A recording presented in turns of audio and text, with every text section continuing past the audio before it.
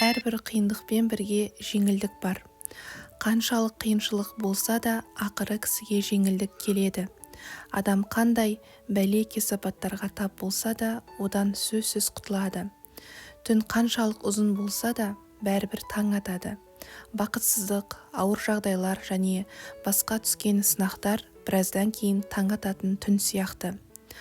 Тау қырқасына шығу қаншалық биік және ауыр, ұзақ болмасын, оның артында жасыл дала бар екенін ұмытпа.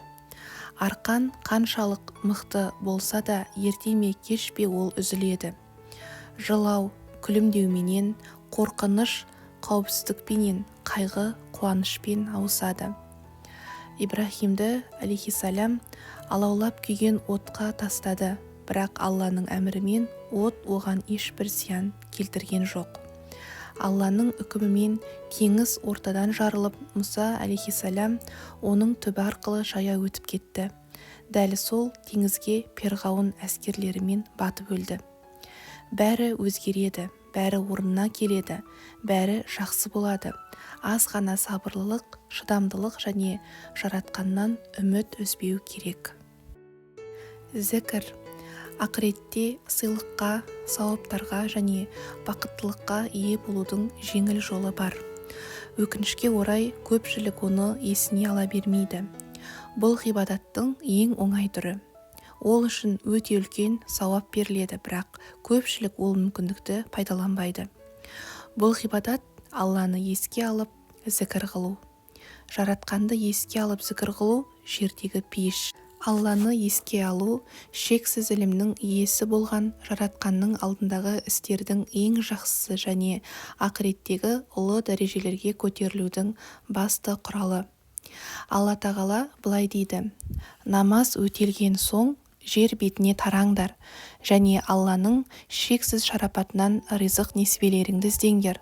Бұған қоса, күнделікті 5 уақыт намаз һәм басқа да құлшылықтар арқылы Алланы көп еске алыңдар. Сонда екі дүниеде де азаптан әрі қор болудан құтылып, мақсат мұраттарыңа жетерсіңдер. Жұма сүресі 10-шы аят. Ендеше сендер мені әрдайым зікір етіңдер, яғни әрдайым құлшылық етіп еске алыңдар. Сонда мен де сендерді ескеремін. Маған шүкіршілік етіңдер және әсте күпіршілік қылмаңдар. Яғни алғысы жоқ, жақсылықтың қадірін білмейтін кісінің ісін істемеңдер. Бақара сүресі 152-ші аят. Алла елшісі саллаллаху алейхи уассалям Алланы еске алғандардың ең жақсысы еді. Жаратушы оны өзіне алып кеткенге шейін оның тілі әрдайым Алланы зікір ететін. Алла елшісі саллаллаху алейхи уассалям былай деп айтқан: кімде-кім күніне 100 мәрте «Ла илаха иллаллаху вахдаху ла шарика лаху, лахул мульку ва лахул хамду, ва хуа аля кулли шайин қодир».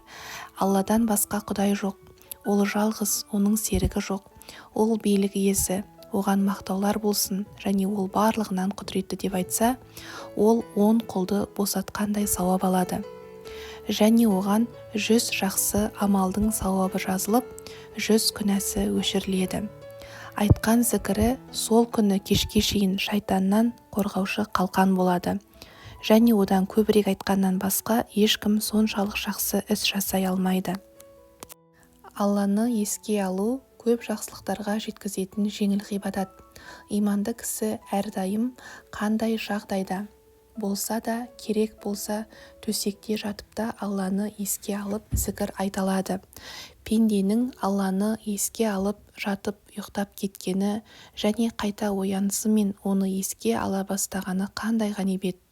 Алланы еске алу жүректегі шерге шипа. Бұл туралы барша мақлұқтың бәрін жаратқан Алла куәлік етеді. Ендеше біліп қойыңдар, жүректер Алланы еске алу арқылы ғана жай тауып, толық қанағаттанады. Рағд сүресі 28-ші аят. Науқас кісі Алланы еске алу арқылы көңілін сейілтеді және ауруын жеңілдетеді.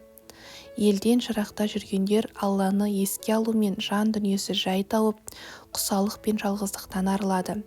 Ал енді кесел кесапатқа ұшыраған кісі Алланы еске алумен дертіне дауа тауып, уайымы азаяды. Егер сені қайғы құрсап, жүрегің қысылатын болса, Алланы еске ал. Егер сен ұйқысыздықтан азап шегіп, түнде тыныш ұйықтай алмасаң, Алланы еске ал. Егер сен бір нәрседен қорқып, жан дүниең аласапыран болса, Алланы еске ал. Егер қиыншылыққа душар болып, мақсатыңа жетер жолда тосқауылдарға ұшырасаң, Алланы еске ал. Егер жарлы болып, қарызға батсаң, Алланы еске ал. Егер кесел-кесапат есігіңді қағып, үйіңе келетін болса, Алланы еске ал. Егер сен қайғылы, қаралы хабар алсаң, Алланы еске ал. Егер аңсаған армандарың орындалмаса, Алланы еске ал. Егер өзіңді әлсіз, бақытсыз сезінсең, Алланы еске ал. Егер саған сынақтар бірінен кейін бірі тоқтаусыз келіп жатқан болса, тағы да Алланы еске ал. Алланы еске алғандар мен еске алмағандар тірілер мен өліктер сияқты. Анығында олар тірі емес, өліктер. Сондықтан олардың барлығы өздеріне өмір сыйлайтын біреуге мұқтаж. Олар тіпті қашан қайта тірілетінін де білмейді. Нахл сүресі 21 аят. Алланы еске алу жаратқанның сыйлығына ие болудың ең жақсы тәсілі. Ол жүрекке бұл дүниеде тыныштық пен рақат, ал ақыретте бақыт алып келеді. Жұмсақтық сұлулық. Жұмсақтық адамзаттың көркі, ал оның кісіде жоқ болуы жиіркенуді және алыстауды алып келеді. Жұмсақтық, сыпайылық, жылы жүзділік, күлімсіреу және жақсы сөз – бұлар бақытты жандардың белгісі. Шынайы, иманды кісі сондай болады.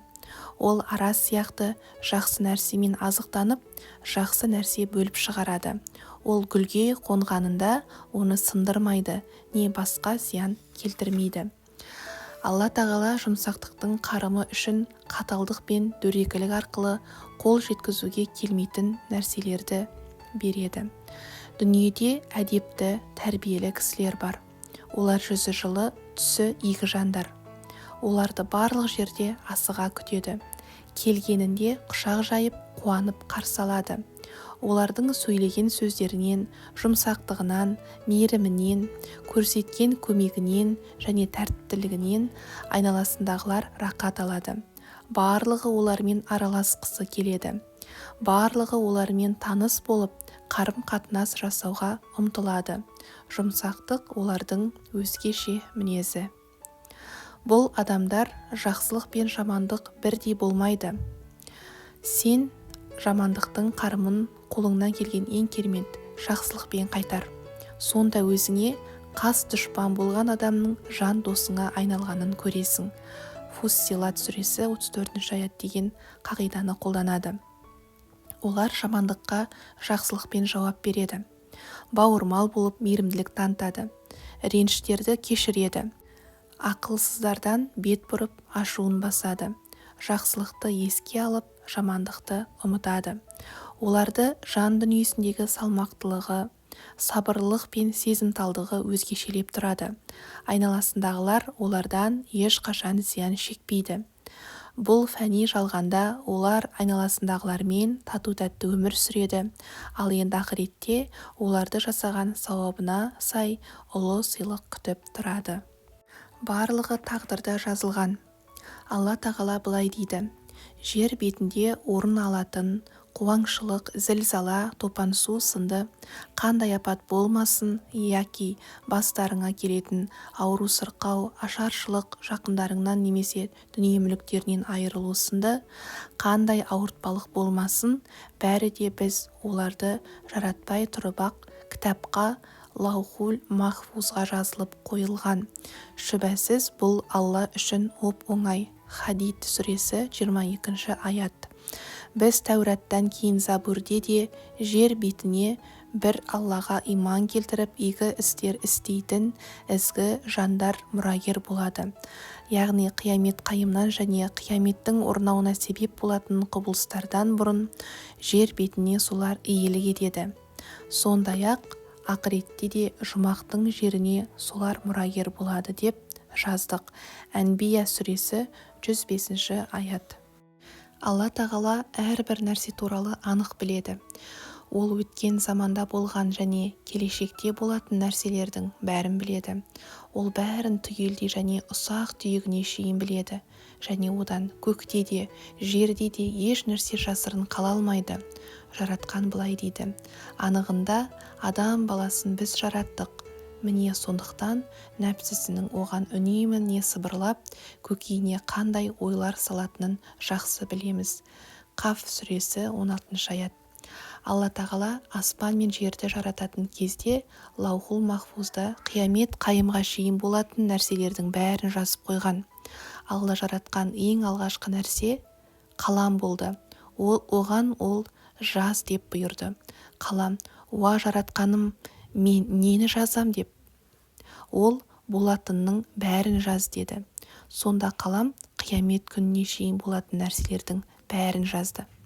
Барлығы оның билігіне мойынсұнып, оның еркіне бас иді. Оның қолында билік те, көк пен жердің кілттері де бар. Дүниедегі нәрселердің бәрі Алланың әмірімен болады. Жақсылықтар да, жамандықтар да, азаптар да, қорқыныштар да, қауіпсіздіктер де, аманшылық та, аурулар да, жалпы барлық үлкен және кішкене нәрселер, маңызды және маңызсыз ұсақ-түйектің бәрі оның әмірінде. Тағдырға сену кісіге сабырлы болуды үйретеді. Ол өмірінің қиыншылықтарға ұшыраған сәттерінде де мұңаймай, сары уайымға салынбай тіршілігін жалғастырады. Ол тағдырына жазылғанның бәрі оны айналып өтіп кетпейтінін, ал енді пешенесіне жазылмағанның оған келмейтінін біледі. Сондықтан ол тағдырға сенбегендерге қарағанда көңілі тоқ және тыныш өмір сүреді.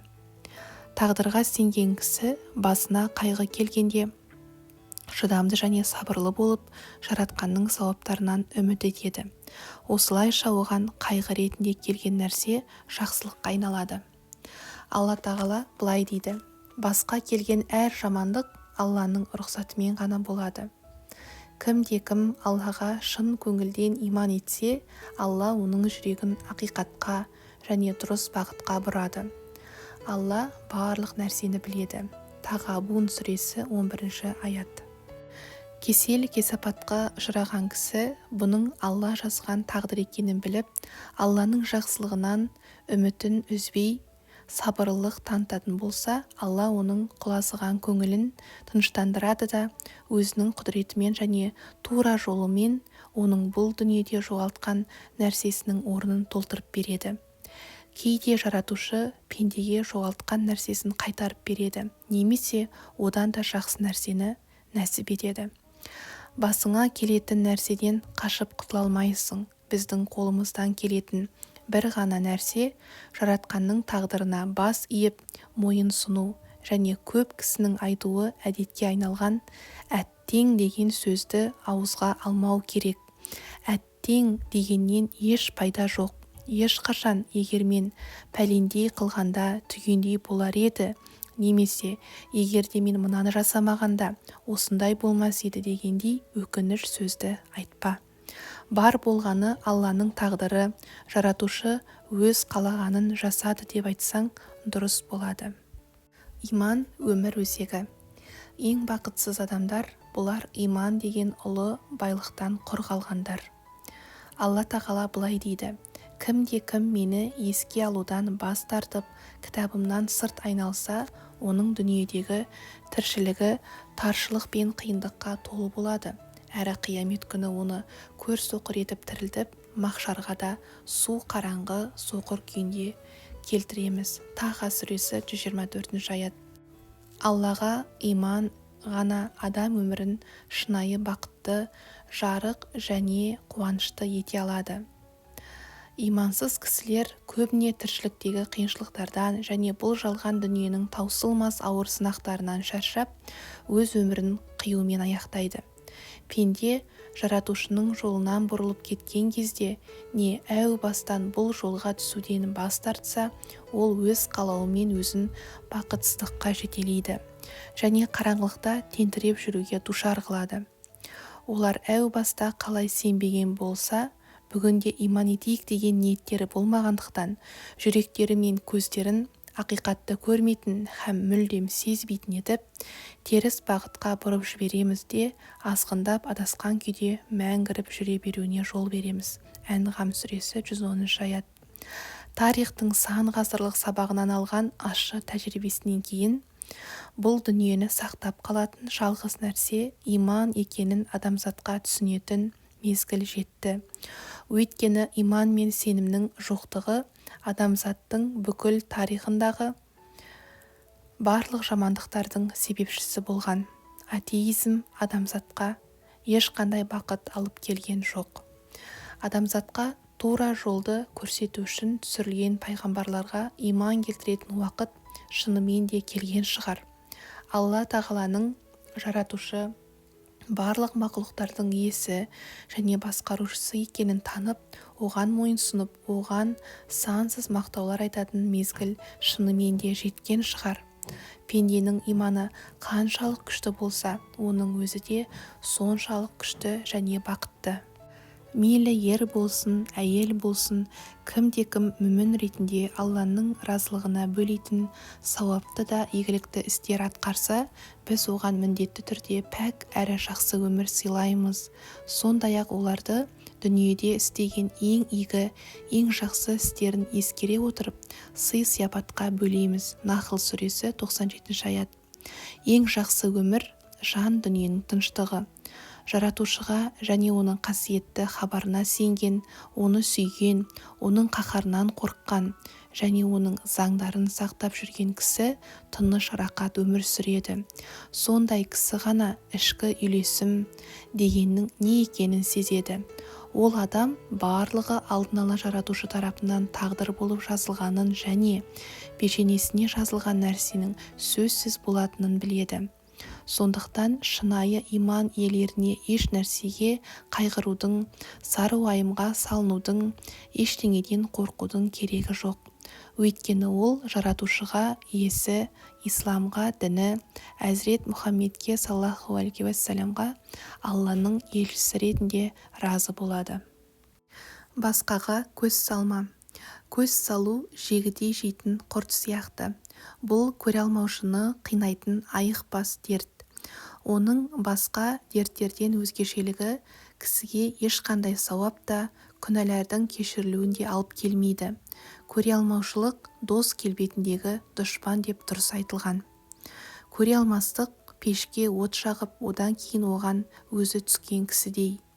Көре алмастық көптеген бәлелердің себепшісі. Ол кісінің мінез құлқын бұзып, оны жақсы істерді жасаудан қалдырады және оны әділетсіздікке итермелейді. Көре алмастық пенденің мазасын алып, жамандықтан басқа еш нәрсе әкелмейді. Сондай-ақ көре алмайтын кісі жаратқанның тағдырына қарсы шығады. Өйткені ол басқа біреудің жаратқан сыйлаған жақсылықтан құр қалғанын қалайды. Кей кездері көре алмастық өсек аяңға себеп болып қалады. Жұрт біреуді сүйіп, біреуді мақтаса, қызғаншақ кісі соған іштарлық қылады және оның қадірін түсіру үшін қаралай бастайды. Көре алмастық кісінің жүрегін қарайтып, өзін бақытсыз қылады. Өйткені ол көре алмаған кісісі оған берілген жақсылықтардан айырылғанда ғана тынышталады. Көре алмас кісі басқалардың бақытсыздығын көріп, бақытты болады. Енді осыны бақыттылық деп айтуға бола ма? Отынды қалай жеп тауысса, жақсы амалдарды осылай жеп тауысатын көре алмастықтан, қызғаншақтықтан бізді Алла өзі сақтасын.